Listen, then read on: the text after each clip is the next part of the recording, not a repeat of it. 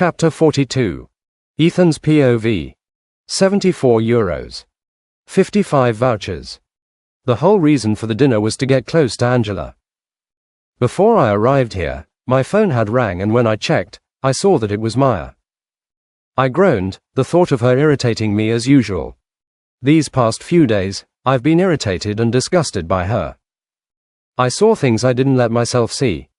And that's when I realized that Angela was the one for me. I'd declined the call, but my phone kept on ringing. With an exasperated sigh, I answered the call.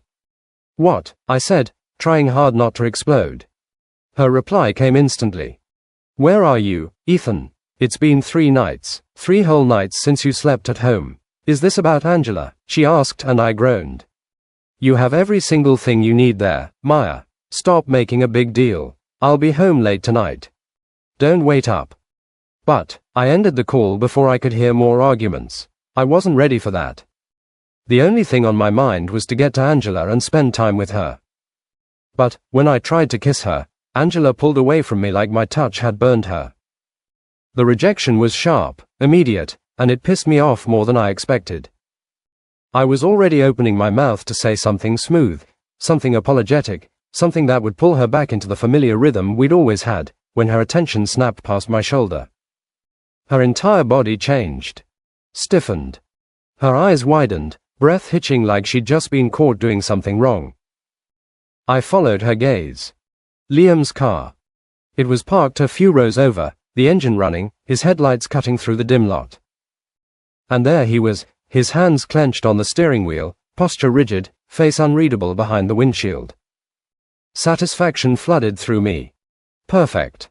This was exactly how it was supposed to go. This was my backup plan all along. To destroy whatever hope they had for each other. I'd timed it carefully. Followed Angela to the restaurant, waited until we were seated, until the optics were just right. Candlelight. Wine. Intimacy. Then I'd sent the text from a burner number I'd kept for years. "Your girlfriend is at Romano's with another man. Thought you should know." It was not a lie. Just selective truth. I'd expected Liam to storm in. Make a scene. Prove my point about him being territorial, possessive, controlling. I wanted Angela to see it for herself, to finally understand that his world wasn't safe for her. What I wanted was for him to be the rash Liam the world knew, to show me that Angela was his, to punch me even so I could see if Angela still cared about me. But he didn't move. He just sat there. Watching. Waiting. And that threw me off. I turned to look at Angela's face, but what I saw made my blood boil.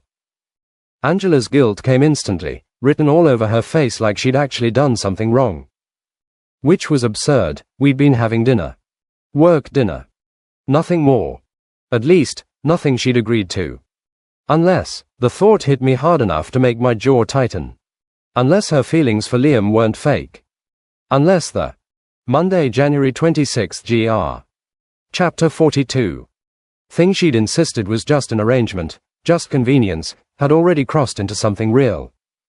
74. 55 vouchers. Jealousy sliced through me, hot and ugly. Angela stepped back from me, shaking her head. "This was a mistake," she said, her voice tight. "All of it." "Angela, wait." She held out her hand to stop me. "Stop whatever game you're playing, Ethan. I won't warn you again," she said, her voice cold. Before I could respond, she turned and walked. No, she rushed away from me toward Liam's car. I stood there, rooted to the spot, watching. She stopped by the driver's side, knocking lightly on the window. Liam rolled it down. I couldn't hear what they were saying, but I didn't need sound to read the scene unfolding. Angela talked fast. Hands moving. Pointing back at the restaurant. At me. Explaining. Justifying. Her shoulders were tense. Like she was bracing for. But Liam didn't explode. His expression shifted instead, confusion melting into something softer. Warmer. He reached up, cupping her cheek gently through the open window. The sight made my stomach twist. That touch wasn't possessive. It was reassuring. Angela leaned into it. Then she did something that felt like a punch to the chest. She opened the passenger door and got into his car. left her own vehicle behind. She chose him. They pulled out of the lot together, headlights disappearing in. They pulled out of the lot together, headlights disappearing into the night, leaving me standing there like an idiot under flickering streetlights. For a long moment, I didn't move. I told myself this wasn't over. That this was just a setback. That Angela was confused, overwhelmed, reacting emotionally. She'd come back once things settled. She always did. But deep down, something cracked. I'd tried being patient. I tried to be understanding. Tried reminding her of our history, our comfort, the life she'd already known. None of it worked. She was slipping through my fingers, choosing a man she barely knew over someone who'd been in her life for years. And I couldn't stand it. I pulled my phone from my pocket, thumb hovering for only a second before dialing a number I hadn't used in a long time. It rang twice. Ethan, a familiar voice answered, surprised. "Hey," I said, forcing calm into my tone. "I need a favor." There was a pause. Then, "That doesn't sound good."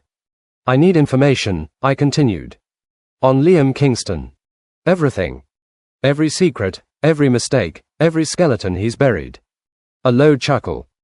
"That's a tall order. I'll make it worth your while." Silence. Then, "Give me a few days." I ended the call and slipped the phone back into my pocket, staring at the empty space where Liam's car had been. If Angela wanted to choose him, fine. 12:10 Monday, January 26 GR. Chapter 42. But I wasn't done. Not even close. 3.74. 55 vouchers. If I couldn't win her back with truth, I'd do it the hard way. I'd show her just how much I cared about her. I'd show her that I was worth all the attention she was throwing at Liam. AD. Comment. Send GIF.